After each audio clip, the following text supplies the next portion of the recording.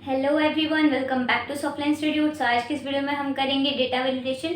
तो इस टॉपिक को हम स्टार्ट करते हैं। तो फर्स्ट हम जानेंगे कि डेटा वैलिडेशन होता क्या है। उसका थोड़ा इंट्रो दे देते हैं कि what is data validation. Okay, data validation is a feature in Excel. कौन सा फीचर है? एक्सेल के अंदर आपका एक फीचर होता है, एक ऑप्शन होता है that allow you to control the type of data और the value that user can enter into a cell. मतलब कि एक वैल्यू, वो एक क्राइटेरिया बना देता है कि वही वैल्यू आप सिर्फ इसके अंदर डाल सकते हो। एक डेटा वैलिडेशन लगा देता है। Okay, or range of a cell. It help ensure that the data entered is accurate, consistent and meet the specific criteria. इसका मतलब है कि जो हमने वहाँ पे क्राइटेरिया डाला है उसी के अंदर तक वो हम वैल्यूज लिख सकें, उसके बाहर ना उससे ना उससे ज़्यादा ना उससे कम कुछ ना लिख सकें। तो ये आपका क्या करता है, एक स्पेसिफिक हमारी जो क्राइटेरिया उसको मीट करवा देता है। मतलब कि वो हमारी क्राइटेरिया जो है हम उसके ऊपर अलाउ करते हैं। Okay, then you have why use data validation. हमें डेटा वैलिडेशन का यूज़ कब करना चाहिए और क्यों करना चाहिए। ठीक है, तो यहाँ पे क्या लिखा है, प्रिवेंट एरर्स। मतलब कि अगर मान लो कोई ऐसा डिजिट है जो आपको लिखना ही नहीं है, अगर आप लिख दोगे तो पूरा डेटा गलत हो जाएगा, तो आप वो चीज़ से बच सकते हो ना। आप वो एरर जो है वो होगा ही नहीं जब आप उसके अंदर वैलिडेशन लगा दोगे। तो क्या है यहाँ पे, रिस्ट्रिक्ट इनवैलिड, मतलब कि कोई इनवैलिड वैल्यू जो आप नहीं आप उसमें ऐड करना चाहते तो उससे आपको बचाएगा। कोई इनकरेक्ट डेटा एंट्री है उससे आपको बचाएगा, तो ये अच्छा है। मेंटेन डेटा कंसिस्टेंसी, मतलब आपने एक कंसिस्टेंसी रख रखी है कि मुझे 100 से 200 तक ही लिखना है। अब उसमें उससे ज़्यादा ना उससे कम कुछ कर ही नहीं पाएगा, तो उसमें क्या होगा, एक डेटा की कंसिस्टेंसी बन जाएगी कि भाई इससे कम है तो इससे कम है और इससे ज़्यादा है तो इससे ज़्यादा ही है। Okay, ensure uniform data, date number. अब डेट, अब जैसे मान लो डेट हो गई, अब आप डेट बोल रहे हो कि मेरे को इस साल की ही डेट वहाँ पे अप्लाई करनी है या इस महीने की अप्लाई करनी है, तो उसमें उसी महीने की आएगी। अगर आप उससे ज़्यादा महीने की डालोगे या उससे कम महीने की डालोगे तो नहीं आएगी। तो ये आपका क्या है, नंबर्स एंड डेट्स को भी देख लेता है कि अच्छा ये वैलिडेशन लगाई तो इसी के अंदर काम करेंगे, उससे ज़्यादा कुछ नहीं लिखेगा वहाँ पे। इम्प्रूव डेटा क्वालिटी, मतलब कि यहाँ पे क्या होता है, reduce mistake and improve reliability of data analysis. मतलब कि जो आपकी मिस्टेक्स हो सकती हैं इन फ्यूचर, ठीक है, अगर आप डेटा वैलिडेशन ना लगाओ तो वहाँ से मिस्टेक हो सकती है। अगर मान लो आपने कोई गलत टाइप कर दिया, कोई गलत मिस्टेक कर दी अगर वहाँ पे, तो क्या होगा, आपका जो डेटा है वो तो खराब हो जाएगा, है ना। तो ये क्या करता है, आपकी डेटा की क्वालिटी को इम्प्रूव करता है कि आप उसमें कोई मिस्टेक ना कर सको। ओके, उसके बाद यहाँ पे गाइड यूज़र, तो ये क्या करता है, यूज़र को गाइड कर देता है कि अच्छा भाई तुमने ये गलती करी है तो तुम ये मत करो। तो वहाँ पे एक आपका होता है ना इनपुट मैसेज, तो वो आप इनपुट मैसेज डाल सकते हो। ओके, सेटिंग कर सकते हो। पहले तो वहाँ पे आप क्राइटेरिया, 3 डायलॉग बॉक्स होते हैं जब आप डेटा वैलिडेशन ओपन करोगे, तो वहाँ पे 3 डायलॉग बॉक्स होते हैं। एक होता है आपका जिसमें आप वैलिडेशन डालते हो, फिर एक होता है आपका जिसमें आप इनपुट मैसेज डालते हो कि आपका डेटा है ना, this data belongs to me और वट एवर आपका नाम। और यहाँ पे आपका क्या होता है, सेटिंग। अगर आपने जो वैलिडेशन डाली है तो उसमें आपको क्या इन्फॉर्मेशन आपको देनी है, वहाँ पे आपको कौन सा एरर डालना है, आपको वहाँ पे क्या मैसेज चाहिए, तो आप वो यहाँ पे डाल सकते हो।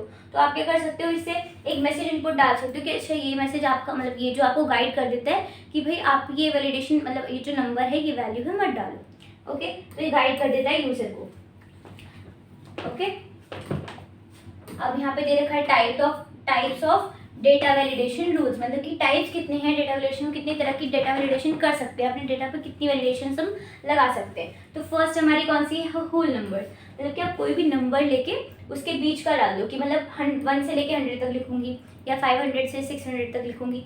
तो यहाँ पे आप वो ऐसे कर दो, एक रेंज कर दो, मतलब कि मेरे को इतने से लेके इतने तक रखना है, मिनिमम इतना मैक्सिमम इतना। तो आप होल नंबर करोगे तो वहाँ पे आपका आएगा बिटवीन, आपको चूज करना है, फिर वहाँ पे आएगा minimum value and maximum value, तो वहाँ पे आपको सिलेक्ट कर लेनी है। ओके, उसके बाद है यहाँ पे डेसिमल। तो आप ये देख सकते हो कि अलाउ डेसिमल नंबर, कि वहाँ पे आपको उस रेंज में डेसिमल नंबर को अलाउ करना है या नहीं करना, तो आप वो भी देख सकते हो।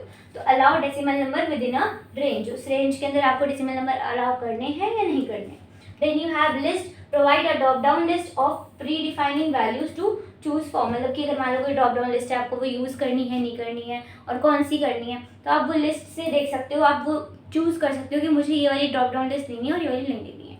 Okay, then you have date, restrict data to date with a specific range. मतलब कि आपने जो भी स्पेसिफिक रेंज डाल रखी है, मुझे इस डेट से इस डेट तक बीच में लिखना है, ठीक है, आपने कोई भी स्पेसिफिक डाली हो तो उसके अंदर आपको वो बता देगा, रिस्ट्रिक्ट कर देगा कि आपने इतने तक डाली तो आप इतनी ही डाल सकते हो, इससे अलग नहीं डाल सकते। ओके, उसके बाद है टाइम। तो ये क्या करते हैं, आपके डेटा पर time value with in range, मतलब कि रिस्ट्रिक्ट करता है कि आप उसी वो जो टाइम को है डालो, अदरवाइज वो वहाँ पे अलाउ ही नहीं करेगा। आपको वैलिडेशन लग जाती है ना, क्योंकि तो आपको अलाउ ही नहीं करेगा। एंटर करोगे तो वो उसको लेगा ही नहीं, वो कैंसिल हो जाएगा। ओके, तो उस रेंज में जो आपने सिलेक्ट करी है उसमें वो ही टाइम इनपुट होगा जब आप उस पर वैलिडेशन जितने की लगाओगे वही बस। Then you have text length. अगर आप डाल दो कि मेरे को नंबर ऑफ कैरेक्टर सिर्फ इतना डालना, लाइक 5 6, तो वो उसी उतने ही सेल में उतने ही मतलब नंबर्स को अलाउ करेगा। लाइक आपने बोलो 3 बोला तो 1 2 3 3 4 5 6 7 8, तो 8 जब आप डाल दोगे तो वो आपको वैलिड नहीं करेगा, मतलब वो आपको अलाउ ही नहीं करेगा एंटर करने के लिए, वहाँ पे वो प्रेस करने के लिए। ओके, उसके बाद है आपका custom. Use formula to create custom validation rules, मतलब आप क्या कर सकते हो, कस्टम भी कर सकते हो अपने वैलिडेशंस को और उसका रूल क्रिएट कर सकते हो। ओके, तो ये है आपके types of data validation. Then you have steps of मतलब steps to apply whole number validation. मान लो अगर आपको होल नंबर की वैलिडेशन लगानी है तो आप कैसे लगाओगे, उसके स्टेप्स क्या हैं वो हम पढ़ लेते हैं। ओके, सबसे पहले आपको क्या करना है, select cells, the most important thing. जब तक आप अपने सेल को सिलेक्ट नहीं करोगे तब तक वो वैलिडेशन लगेगी ही नहीं। मान लो अगर आपका ये इतना बड़ा डेटा है ना, अब आप इस डेटा में यहाँ पे क्लिक करके बैठे हो, ये वाला सेल सिलेक्ट है, तो वैलिडेशन का लगेगी सिर्फ यहाँ लगेगी और कहीं नहीं लगेगी। तो इसलिए सबसे पहले आपको करना है सेल सिलेक्ट। ओके, तो अगर आप सेल सिलेक्ट करोगे तो आधा काम तो आपका यहीं हो जाएगा। देन उसके बाद क्या करना है, यहाँ पे क्या लिखा है, select the cell where you want to restrict the input, मतलब कि जहाँ पे भी आप वो रिस्ट्रिक्शन लगाना चाहते हो उस सेल को सिलेक्ट करो। फॉर एग्जाम्पल मैंने दे रखा है A2 से आपने A10 तक सिलेक्ट कर लिया। ओके, उसके बाद आपको कहाँ जाना है, डेटा टैब पर जाना है ना। आप यहाँ जाओगे, यहीं पे आपको ऑप्शन मिलेगा। तो रिबन में आपका क्या होता है, रिबन कैसे कहते हैं पता है ना सबको, कि जहाँ पे होम लिखा होता है, इंसर्ट लिखा होता है, जहाँ पे टैब्स के नेम लिखे होते हैं उस जगह को हम क्या कहते हैं, रिबन कहते हैं। ओके, तो आपको क्या करना है, डेटा टैब पर जाना है जो आपके रिबन में होता है।